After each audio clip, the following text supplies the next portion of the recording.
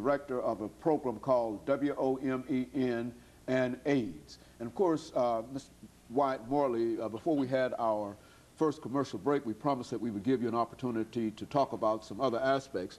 And we also know that you are the author of a book and the subject of videotapes and other things dealing with this disease. And let's have you during this segment to talk about the book and some of the impacts that you think that the book and the cassette tape and other things are having in what you're doing with this disease. Thank you, thank you. Yes, I am author of AIDS Memoir, Journal of an HIV Positive Mother. And the way the book came to be is when I was first diagnosed, I was completely devastated, totally taken aback, as I said earlier. I began to write because in my mind, the only thing that I felt that I was going to be able to leave my children, again, my youngest was 9 years old, would be writings. So I wrote what I called letters to my children, and I wrote and wrote and wrote because I wanted my children to understand my morals, because I thought that I was going to die within 6 months. I thought that I was going to be dead and leave my children motherless. So I began to write. I wanted them to understand my morals. I wanted them to understand my principles, and moreover, I felt it extremely important that they understand life inside of HIV, what exactly it is to be inside of my skin, a person living with a disease.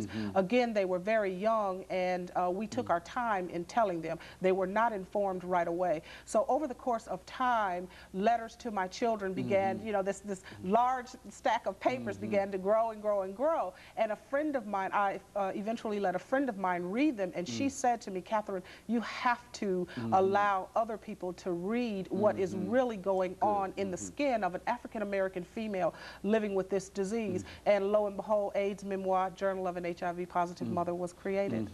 And of course, you're having quite a bit of success, so we understand with that. Yes, a wonderful book. It is all over the world. As a matter of fact, Women on Maintaining Education and Nutrition is using it as one of its major primary things that we give as outreach material in the Nashville community. We give the book to individuals because we find that when we're out on the street doing outreach, of which we do a lot of outreach, in North Nashville and East Nashville and West Nashville, but when we're out in the street doing outreach, giving out pamphlets and giving out brochures and giving out information, the book itself has just been such a valuable tool, and people are very pleased in receiving a book for free. And not only that, they get to see an African-American female who is an author and who has authored a book and is willing to give it to them at no cost to them. And so it's making a tremendous impact, and I'm very, very proud of it. You know, I think you've mentioned this whole fact of denial especially within the African-American community in reference to this disease. Why don't you talk about that in terms of the impact that this disease is having upon the life of individuals? You know, we know oftentimes that persons will be very healthy and up and around, and then all of a sudden they simply disappear, and we never know exactly what happened to them, and then we get information in reference to the tremendous statistical information about this, and then we don't know, I mean,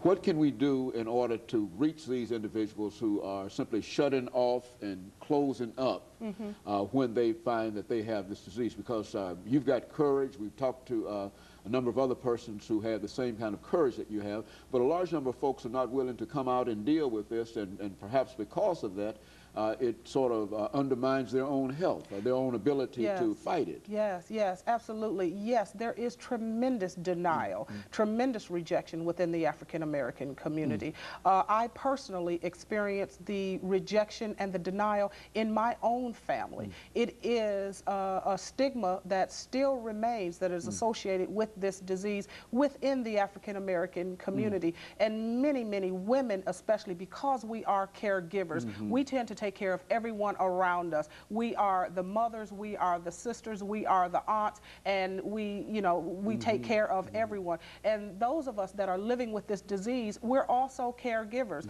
and we care for everyone else before we take time to care for ourselves.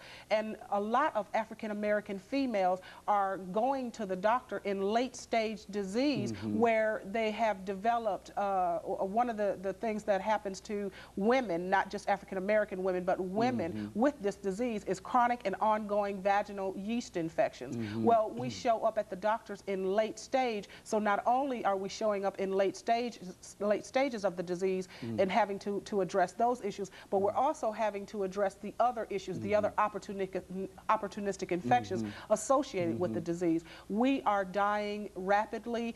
Make no mistake, the meds are out there, and I recommend the meds for any and all individuals that need them. I have fought in Washington, D.C., marched on Washington, D.C., and had dedicated 4.5 years of my life to the AIDS Clinical Trials Executive Committee in Washington, D.C., trying to fight for equal access to drugs and equal access for women to be a part of clinical trials. But the denial within the African American community is still there, the stigma is still there, and we as a people need to pull together. And when I say we as a people, I also mean people in the church. We need to pull together and infiltrate our churches and infiltrate the high schools and infiltrate these areas and start as a people discussing HIV and AIDS, because that is the way we stop the spread of this disease. That is exactly how we stop the spread of this disease. It's education. What you're saying is education. Absolutely. It's education. Absolutely. And if we as a people would educate ourselves, then we would dispel some of the myths. We would eliminate the stigma, and then we could get down to the issues of how to deal with the disease for those that are living with the disease, and then also reduce rates of infection within the African American community.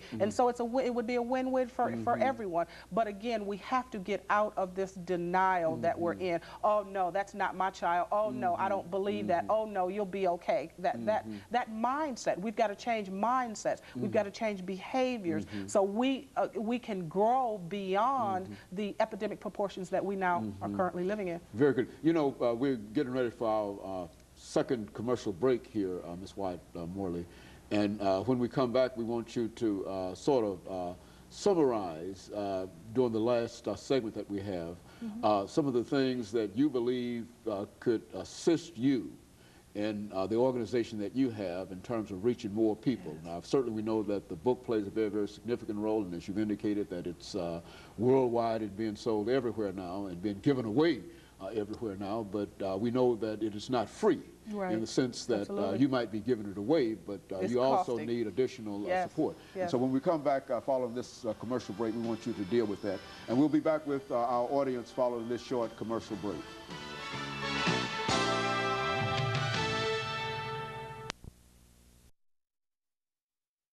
To Ms. Catherine